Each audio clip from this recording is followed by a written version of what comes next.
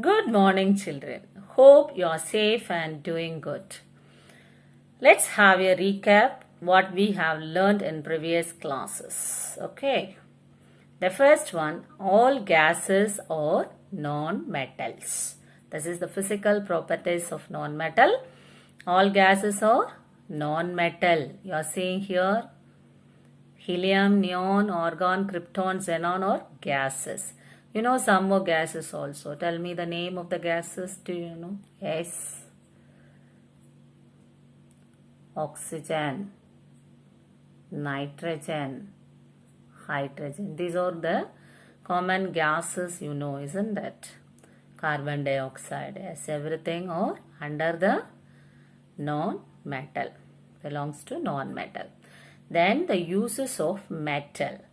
Then here this copper is used for making electrical wires, coins and statue. What is it? Copper is used for making electrical wire, coin and statue. Now you tell me what is the symbol of copper? Yes, very nice. Cu. The symbol of copper is Cu. Okay, the next. Nitrogen. Nitrogen is a non-metal. It is the uses of non-metal. Nitrogen is used for manufacturing ammonia. Nitrogen is used for manufacturing ammonia. Okay, what is the symbol of nitrogen? Very good. N. Nice. So, next we are going to see the metalloids. What are metalloids? We should know that. What are metalloids? The elements which exhibit the properties of metals as well as the non-metals. The elements exhibit the properties of metals as well as non-metals are called metalloids. For example, we are going to see the example of metalloids. The first one you are seeing this. This is what? Boron. We know the symbol of boron? Yes? B. Very good. What is the symbol of boron? B. The next, this is what? Silicon. Symbol of silicon is? Yes, Si. Then next, what is this? Arsenic. What is the symbol of arsenic? Ar. Good. This is Ge. What is meant by Ge? Yes, germanium. This is antimony. What is the symbol of antimony? Sb. What is the Latin name of antimony? Stibium. Very nice. Very good. What is this? This is tellurium. This is T. Symbol of tellurium is Te. This is polonium. The symbol of polonium is Po. Too clear? Yes. So what are metalloids?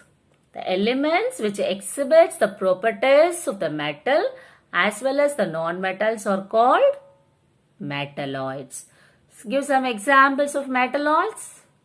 Boron, silicon, argon, germanium. Very nice. Antimony. Good.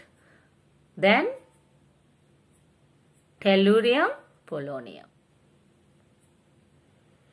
Physical properties of metalloids. Metalloids are solid at room temperature. Did you see that the examples of metalloids are all are in solid in nature, isn't it? Yes. Here you can see that arsenic. It is solid. Solid or liquid? Yes, it is solid. Okay, next. They can form alloys with other metals.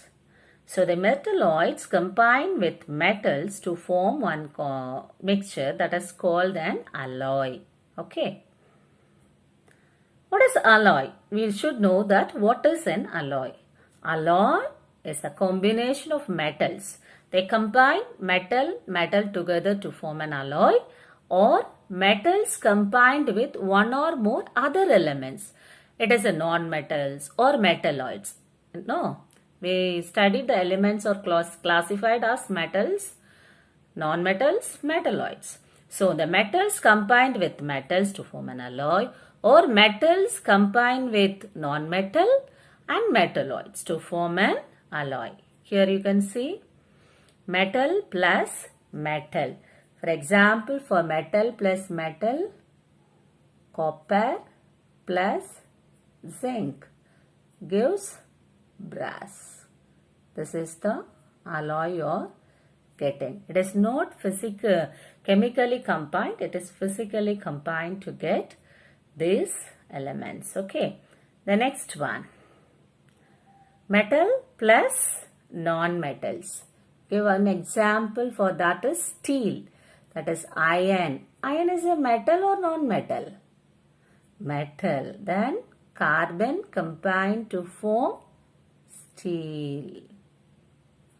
Okay, the next one, that is steel. Next you are seeing metal plus metalloids, that gives, this is type metal. What is the name of an alloy? Type metal. So what is the metal? Tin. Symbol of tin is Sn, plus lead, Pb, plus antimony. Sb means antimony. Antimony is a metalloid, isn't it? So here tin is a metal, lead is a metal, and antimony is a metalloid combined together to form an alloy. The name of the alloy is type metal. Okay. What is this? Silicon. What is this? Germanium. Some metalloids such as silicon and germanium. Silicon and germanium can act as electrical conductors under a specific condition. This can act as a conductors. Metal or non-metal which act as a conductors? Metal. So it's have the character of metal. Condition. They are called semiconductors. Give two example for semiconductors. Silicon and germanium are the example of semiconductors. Here again the silicon. Silicon. So look at silicon. It's shine, isn't it? It's lustrous. It has the property of metals. Yes. So the silicon is a lustrous metalloid, but it is not malleable or ductile. This is not malleable and not ductile is a character of non-metals. Malleable means makes into thin sheets. Ductile means make into thin wire. The property the metal has, but non-metal don't have this property. So the silicon is a lustrous but not malleable or ductile. Then, so the physical properties of metalloids are tend to metals, and the chemical properties belongs to non-metallic, that is non-metals. Okay. Next you are going to see the uses of metalloids. Here you can see silicon. What is the symbol of silicon? You know, Si. Very good. Used in electronic devices. Here you are seeing the picture, isn't it? Electronic devices. Then the next metalloid is boron. What is the symbol of boron? B. Good. Is used in fireworks and as a fuel for the ignition in rocket. It's a fuel. Used as a fuel for the rockets. Okay. Boron is used in fireworks. So what is the use of silicon? Silicon is used in electronic devices. Silicon is used in electronic devices. These are the uses of metalloids. Do you understand, children? Yes? Very good. Next, we are going to see what is compound.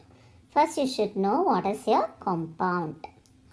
A compound is a pure substance which is formed due to the combination of one or two elements in a fixed ratio by mass.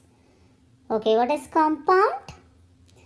It is chemical combination of two or more elements combined together to form compound in a fixed ratio by mass.